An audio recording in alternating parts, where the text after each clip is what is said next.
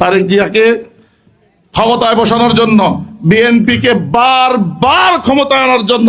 আমি এত পাগল কেন? আমি এজন্য পাগল যে ইসলামী মূল্যবোধে বিশ্বাসী দল বাংলাদেশে একটাই আছে, সেটা হলো বিএনপি।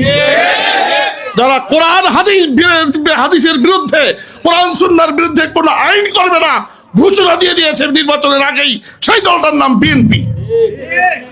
এই দেশে বিসমিল্লাহির রহমানির রহিম এই সংযোজিত হয়েছে কার হাত ধরে? শহীদ প্রেসিডেন্ট জিয়াউর রহমানের হাত ধরে। সকল কাজ আল্লাহর উপর পূর্ণ আস্থা ও বিশ্বাসের ভিত্তিতে সম্পাদিত হবে। সংবিধানে সন্নিবেশিত করেছেন শহীদ প্রেসিডেন্ট জিয়াউর রহমান। তাহলে ইসলামের পক্ষের শক্তি, ইসলামের মূল্যবোধে বিশ্বাসী শক্তি, সেই শক্তির নাম হলো বিএনপি, জাতীয়তাবাদী দল, বাংলাদেশ জাতীয়তাবাদী দল। আর তার কর্মী আপনারা, তার কর্মী আমরা, শুভাকাঙ্ক্ষী আমরা সকলে।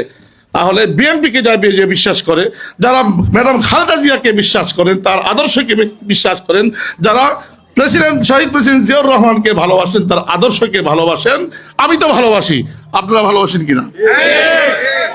আমরা কারা কারা অদূর ভবিষ্যতে বাংলাদেশের মসনদে বিএনপিকে ক্ষমতায় দেখতে চাই? হাত উঠাই।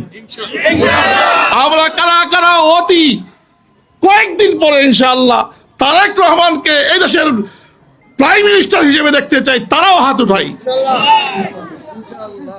হাত নামায় ফেলেন।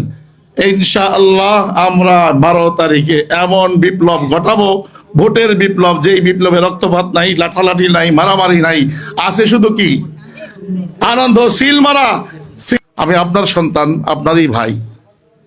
আপনি যদি মনে করেন যে আপনার দুঃখে আমি দুঃখী হব, আপনার সুখে আমি সুখী হব, আপনার দুঃখের কথাটা, আপনার সুখের কথাটা পার্লামেন্ট পর্যন্ত যদি পৌঁছাতে চান, তাহলে সেই দাবিতে আমি 1 নাম্বার, যে আমি আপনার ভাই হয়ে এই দাবি করতে পারি, আমার বোনের সব সমস্যার কথা আমি পার্লামেন্টে উঠাবো, সমাধান করিয়ে নিয়ে আসবো ইনশাআল্লাহ।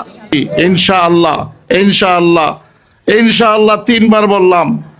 এই এলাকা আশেপাশের 4টা, আরো তো আছে আমাদের, মোট 5টা। তো এই 5টার মধ্যে 4টা সম্পর্কে চ্যালেঞ্জ দিয়ে গেলাম, যেই উন্নয়ন তারা করবে তার 3 গুণ উন্নয়ন যদি এই 4 নং আসনের না হয়, তাহলে আমি দ্বিতীয়বার আর কখনো আপনাদের সামনে ভোট চাইতে হতো তো আসবো না।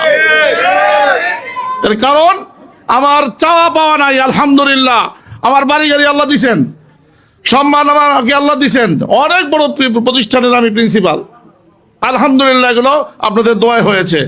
আমার একটাই চাওয়া, যদি ওই যেই মাটির গ্রানটা আমি পাই, ওই মাটির মানুষগুলাকে, কখনো সুযোগ আসেনি আপনার পাশে দাঁড়ানোর, সুযোগটা যেহেতু আসছে, এই সুযোগ যদি আপনাদের সহযোগিতা আমি কাজে লাগাতে পারি, তাহলে আমি ধন্য হব যে আমি কাশীপুরের উন্নয়ন করতে পারছি, আমি এনায়েতনগরের মানুষগুলোর পাশে দাঁড়াইতে পারছি, আমি বক্তা বলি আলিরটেক, গোগনগরের মানুষ, এগুলো আমার মনের মানুষ, প্রাণের মানুষ, এদের পাশে দাঁড়াইতে পারছি, আমি কুতুবপুর ফতুল্লার মানুষের পাশে দাঁড়াইতে পারছি, আমি মুসলিমনগর ধর্মগঞ্জ মানুষগুলার পাশে দাঁড়াইতে পারছি। এই একটি শান্তি নিয়ে দুনিয়া থেকে যেতে পারবো, এইটাই আমার চাওয়া, এইটাই আমার পাওয়া। আমি কিছুই করতে পারিনি আপনাদের জন্য, এখন সুযোগ এসেছে, আমি সবটুকু উজাড় করে আপনাদের জন্য করতে চাই। এই জন্য আপনাদের সহযোগিতা চাই, আপনাদের দোয়া চাই। আপনাদের দোয়া নিয়ে, মা বোনদের দোয়া নিয়ে আমি ইনশাআল্লাহ ওই জায়গায় যেতে চাই যেখানে গেলে ইচ্ছে করলে কিছু করা যায়, আপনার অধিকারটা যেখান থেকে নিয়ে আসা যায়, ওখানে গেলে এই জিনিসটা করা যায়, না গেলে করা যায় না। মায়া আপা যে কথাটা বলেছেন, যদি দেশ নায়ক তারেক রহমানকে আগামীতে আপনারা এবং মানে প্রাইম মিনিস্টার হিসেবে দেখতে চান, বিএনপিকে ক্ষমতায় দেখতে চান, তাহলে তারেক রহমানের হাতকে শক্তিশালী করতে হবে। আর সেইটা করতে হলে এই 4 নং আসনে আমার হাতকে শক্তিশালী করতে হবে। আমার হাত আপনার ভোট ছাড়া কোনো কি নাই, শক্তি নাই। আপনার সমর্থন ছাড়া, আপনার সহযোগিতা ছাড়া আমি জিরো। প্রত্যেকের ব্যাপারে এই কথাটা প্রযোজ্য। আমার মা যারা আছেন, মুরব্বী মহিলারা যারা আছেন, প্রত্যেকে আমার মায়ের বয়সেরও আছেন, আমার বোনের বয়সেরও আছেন। আপনি নিজে মনে করবেন যে আপনার ভোটটা না হলে কাশিম ফেল করবে, শুধু আপনার ভোটটা, আপনি আপনার ভোটটা দিবেন, পাশের ভোটটাও কি সংগ্রহ করে দেওয়ার ব্যবস্থা করবেন ইনশাআল্লাহ। তাহলে আমি ওয়াদা করে যাচ্ছি, আমি পারবো না তিলোত্তমা কোনো কিছু করে দিতে, কিন্তু আপনার নামে যে বরাদ্দ আছে সেইখান থেকে এক তিল পরিমাণ, এক সরিষা পরিমাণ কেউ হেরফের করে নিয়ে যাবে, ওই বাপের বেড়ে জন্ম হয় না ইনশাআল্লাহ। আমি আশা করতে পারি আমার এই মা বোনেরা যদি খালি নিয়ত করে ফেলে, আগামী 12ই ফেব্রুয়ারিতে শেষ হাজি আপনারাই হাসবেন ইনশাআল্লাহ।